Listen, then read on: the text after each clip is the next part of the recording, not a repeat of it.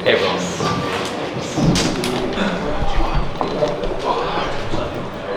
It's great to see you. How's everyone doing? Good. How you doing? I'm doing great. We just had a killer show. Yeah, it was awesome. Awesome show. Well, thank you.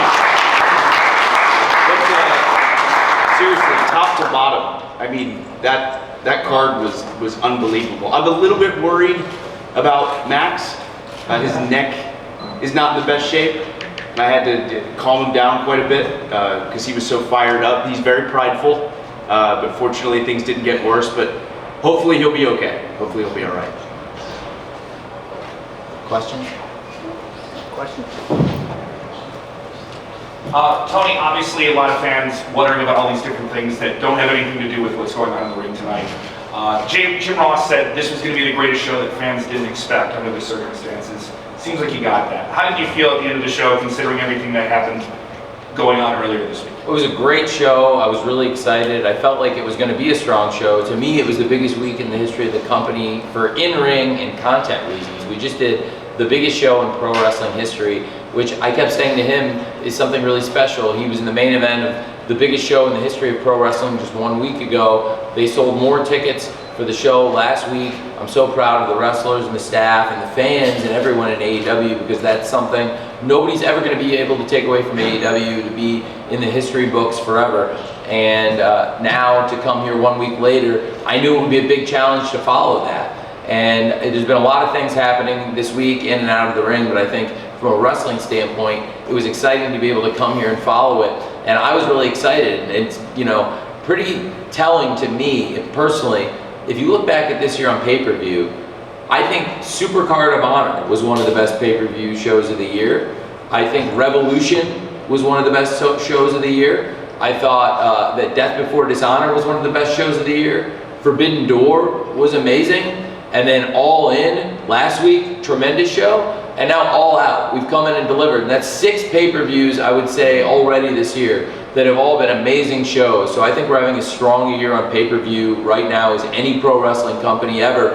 And this week is as big a week as any company ever. I can say last week was one of the top AEW pay-per-views of all time. The first ever AEW All In. Not only a huge success as far as being like a box office smash hit, all-time, most tickets sold for any show ever. Also one of our biggest pay-per-views ever in at least a year and a half. And that's pretty amazing. It'll be one of our top 2 or 3 shows of all time when it's all said and done. And then this week, I was gonna say, after doing already one of our all-time numbers last week, to come here this week and have over 10,000 people here and have over 100,000, I would say would be a real success, and we've done that. So it's definitely over 100,000 in the wake of another show last week that did huge numbers, probably closer to 200,000.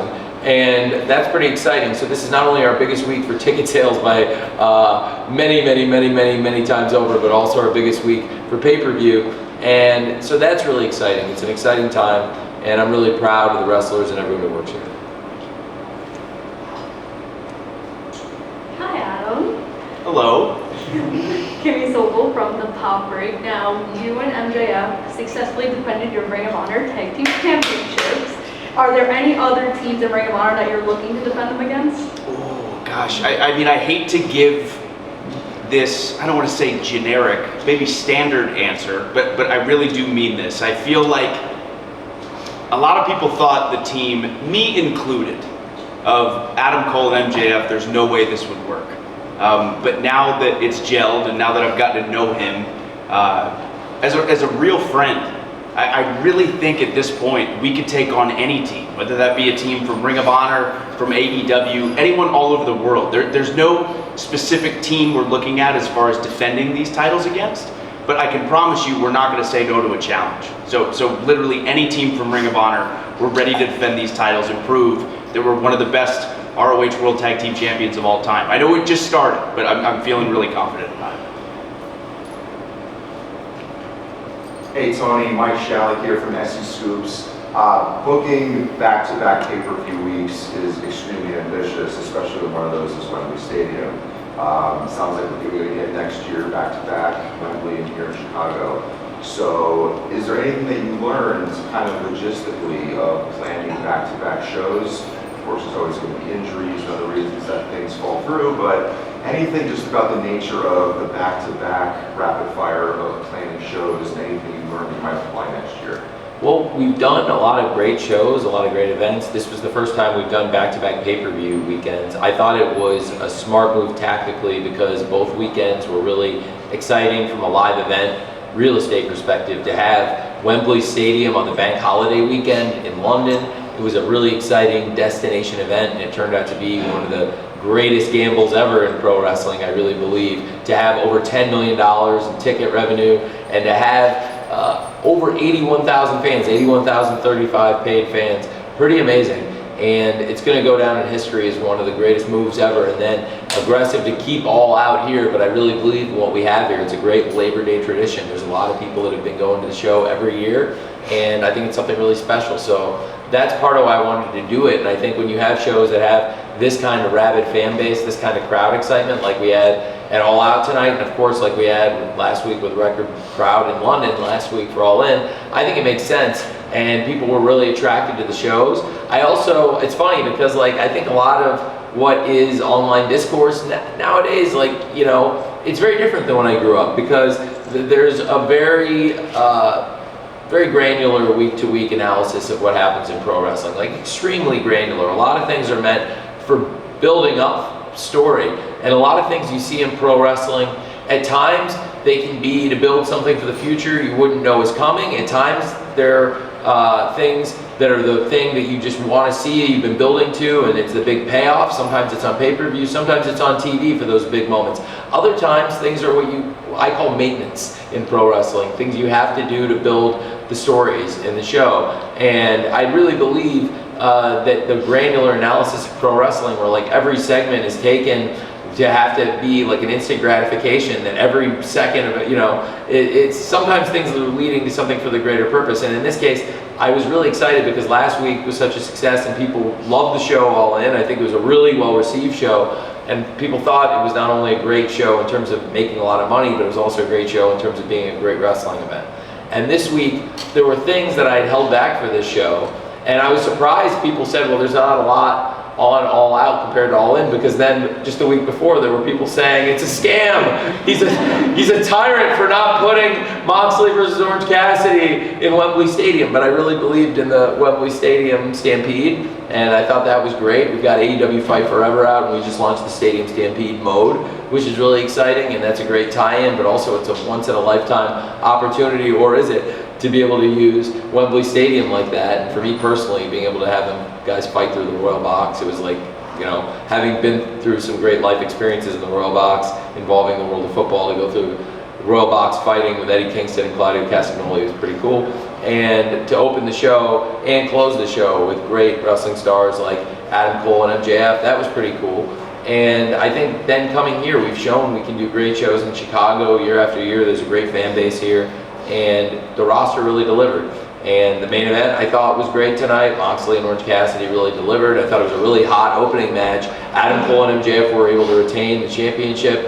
Adam Cole really hung in there, and there were points where he had to fight out two guys in almost a handicap match. And MJF, what they would term the Michael Jordan flu game, even though I believe the flu game actually happened in Utah, though, right? It wasn't in the United Center, but nevertheless. I do think it's a good reference and very fitting, and on a night where we brought Dennis Rodman in, which also got a lot of really good attention. So I think it's really cool. It's different to do the shows back-to-back weekends, but it's not unorthodox when it's on two big holiday weekends and two destination shows. So I think we got something really cool here. Thank you. Hey guys, Ricky Ucchino, SB Nation Cage Site, Steve.com. Adam, both you and MJF, throughout the majority of your career, I wouldn't say you guys are used to getting cheered a lot.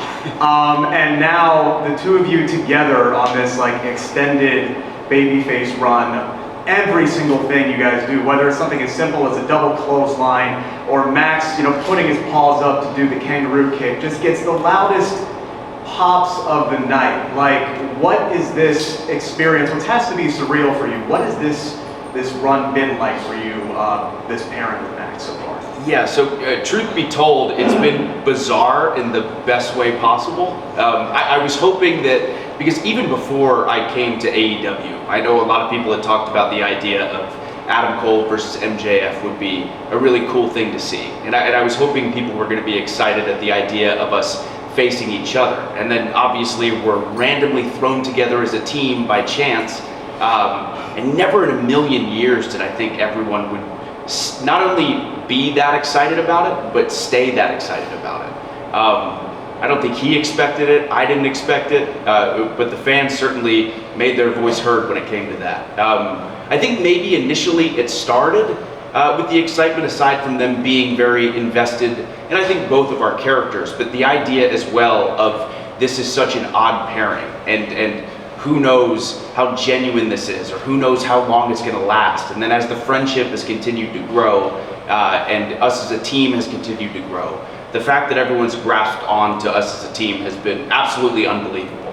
It's the most fun I've had in my entire 15-year career, and I'm just glad the fans are having as much fun as we are, because it is an absolute blast. I'm loving it right now. I expected it would be very, very well received. I had a very, very, very good feeling about it. And sometimes you have those good feelings that sometimes they pay off. But I do think everything he just said is completely true, that this is one of those pairings that has really been magical. And the thing that's really made it the most special is the way the fans have connected with the two of you and the way you two have connected with each other. The chemistry is real, and sometimes things backstage in pro wrestling really connect, I think, on TV, and the fact that you two really have bonded so much and become so close here in backstage, when we're backstage, I think it shows on the TV show, and it's really made for some of the most compelling TV. The connection you guys have is real, and the connection you both have with the fans is special, and it's called synergy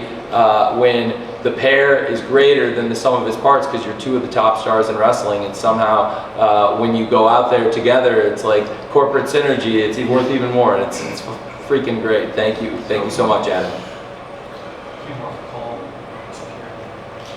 Hey, Dominic D'Angelo inside the ropes. I wanted to ask about MJF. He's been always vocal on Twitter, but he's been a lot more taking bigger stands on Twitter in certain ways.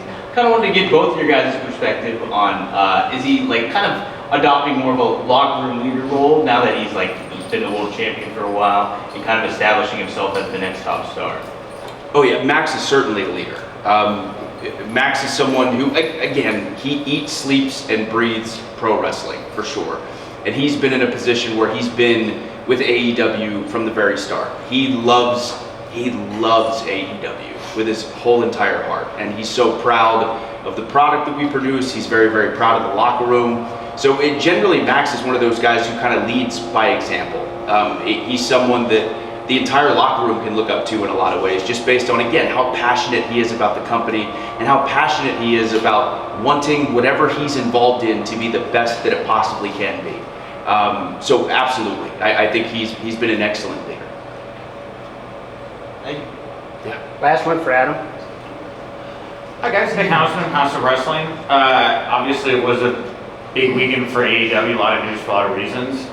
From your perspective, Adam, what was the vibe like backstage, the attitude of the locker room going into the show without CM Punk? And Tony, just for you, what did you learn from the CM Punk experience, and what would you do differently or institute to make sure a situation like this doesn't happen again? I think there's a lot of fans want to know.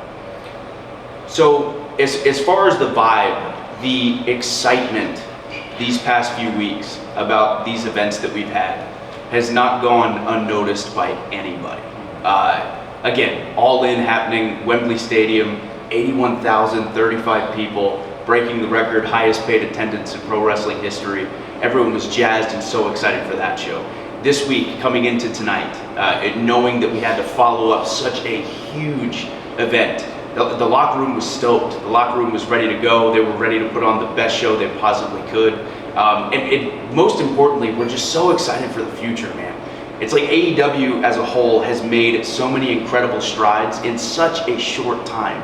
This company has not been around for a super, super long time. So thinking about the next year, 2 years, 5 years, 10 years, has everyone so pumped and so ready to go. So the locker room's feeling good, man. They are.